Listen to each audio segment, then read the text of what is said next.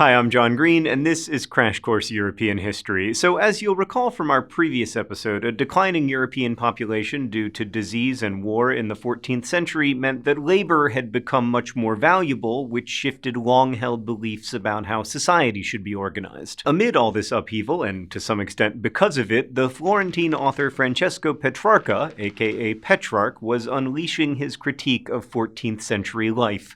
Living, he lamented, I despise what melancholy fate has brought us wretches in these evil years. So, Petrarch, are you sure you weren't writing about now? It's almost like people always feel like they live in the worst possible time. At any rate, unhappy with the state of things in his Europe, Petrarch turned to Plato and Cicero and other ancient writers whom he thought of as residents of the Old Age. In fact, Petrarch gave the era in which he lived its name, calling them the Middle Ages, just as his writing and research helped usher in a new age that we now call the Renaissance.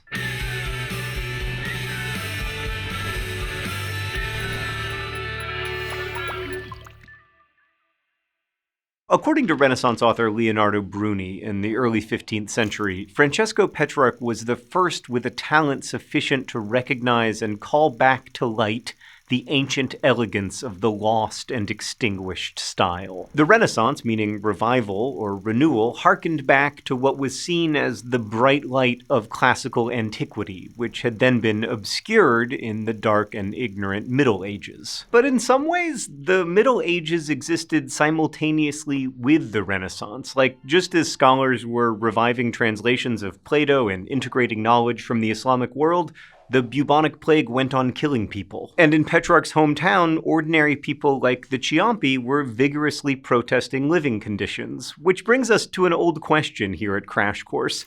Was the Renaissance really a thing?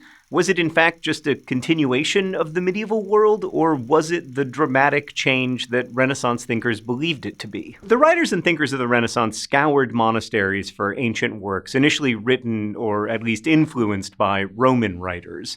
It was from this manuscript hunting, especially for works by Cicero and Tacitus and Quintilian, that Renaissance scholars began to focus on so-called humanism. That is to say, they became more interested in worldly and human concerns. And because the Renaissance really was a revival, this new thought was based on learning about old or ancient ways, especially in the study of the humanities. The three liberal arts of grammar, rhetoric, and logic led to the so-called sciences of theology, philosophy, laws, and medicine. The study of the humanities as developed by the ancients focused not on the heavens or saints, but on human speech or rhetoric, human logic, and the correct use of language. And by language, of course, they mostly meant Latin. Being able to write in Latin and even perform Latin orations was seen as key to a fully educated life, as every high school Latin teacher will be happy to tell you. Competence in these fields was seen as crucial to developing the self and a prerequisite for joining Florentine or Venetian elites. Like Venetian youth Lauro Quirini, for instance, studied the humanities at the University of Padua and then was sent to work in a Venetian enterprise on Crete,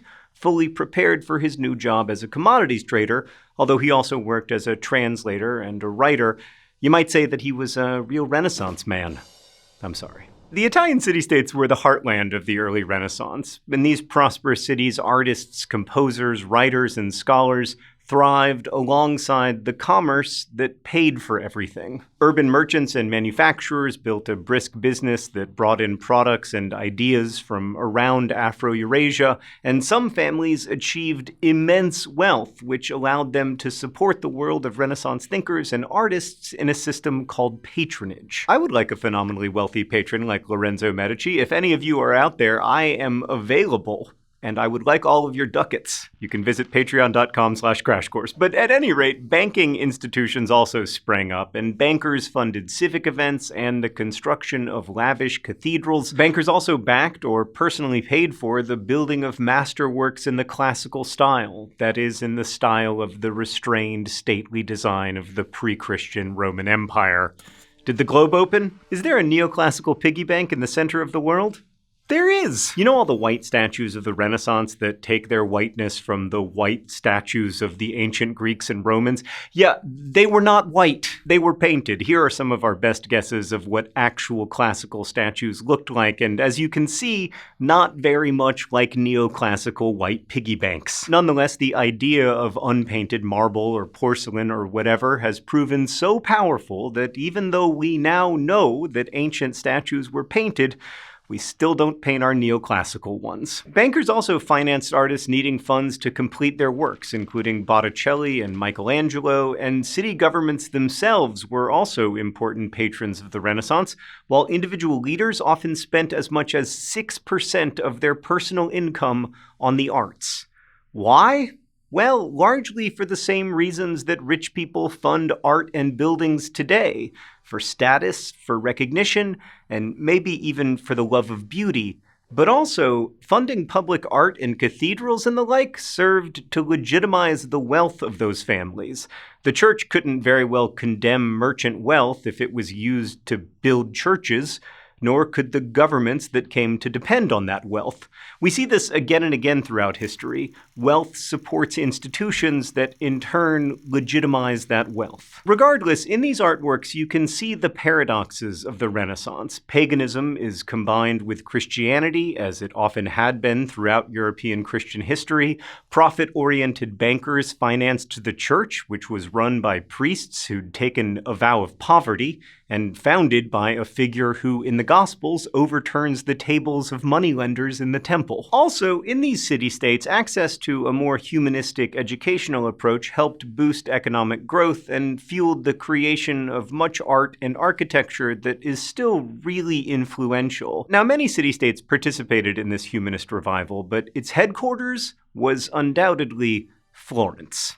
Let's go to the thought bubble. Artists of the time were following ancient styles and taking them further. Visual artists like Sandro Botticelli and Michelangelo focused on human dignity and realistic details. Botticelli's portrait of Florentine citizens displayed the distinct features of his subjects, while his depictions of religious individuals show, for example, a plump infant Jesus realistically reaching for his mother's garments. Botticelli's portrait of the long-dead Dante similarly displayed his long, thin, and pointed nose, rather than some idealized formulaic hero. And Michelangelo's David presents truly human characteristics even as it sought to copy ancient sculptural styles.